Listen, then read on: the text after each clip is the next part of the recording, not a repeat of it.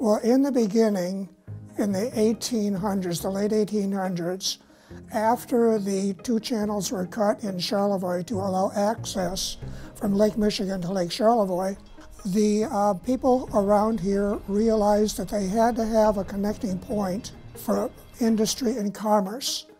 And that is because Lake Charlevoix is split into two parts. The larger northern section and what is called the South Arm that goes south of Charlevoix to East Jordan. So the only way to do this was to go across what is called the Ironton Narrows, which is about 5 miles south of Charlevoix. And that is what the crux of the whole matter was, to get people down there, and then they could go across and go wherever they wanted. But until that was done, it was very difficult. Industrious individuals had devised ways to navigate the Narrows, but the first instance of a ferry crossing happens just over a decade after the U.S. Civil War came to an end. The first record we have of a ferry going across there was 1876. It was a rowboat, 5 cents a head. And then in 1879, 3 years later, along comes the big iron smelter in Ironton, which gave the town its name. And they are bringing in a huge amount of goods, etc., materials, building supplies, animals that have to be accommodated. And they have to have people from the other side of the shore coming over to help build. So then another boat was put into its place, and that substitute boat was done by a man by the name of Arden Sheldon.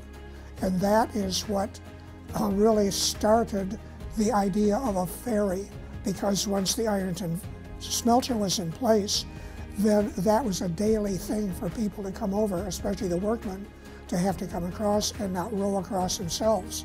When you got on the ferry as a passenger, there was a thing called a cogwheel on the top that turned the gears, that pulled the ropes, and you as a passenger had to take this metal and maple thing and put it into the cogwheel and turn it yourself to get you across.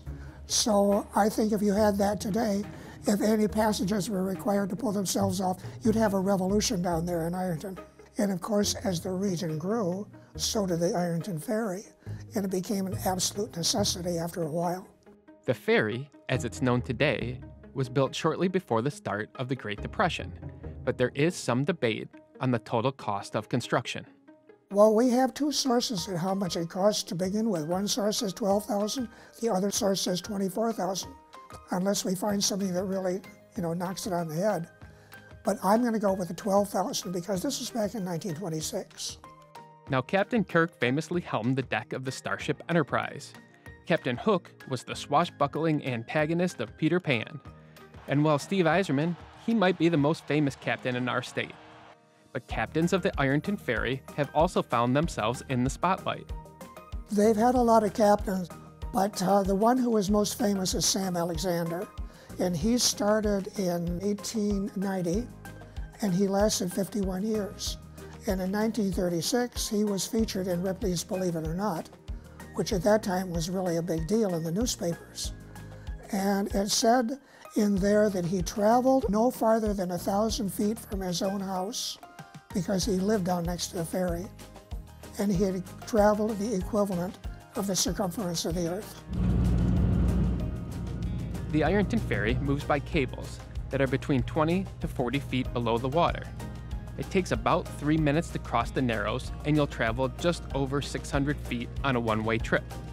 But that's plenty of time to create lasting memories on this iconic, innovative, and invaluable piece of Michigan history.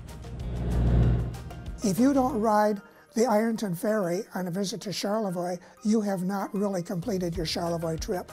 Just to brag to people of the fact that you have done so. It is just something that you will remember your whole life. I've had people, house guests of my own, who have been coming for years, and they talk about how many years ago they remembered going across the Ironton Ferry, telling people what they did, and having those people come up here to do exactly the same thing. So put it on your bucket list, put it on your to-do list, and you can tell everybody you know that you crossed the Ironton Narrows on the Ironton Ferry.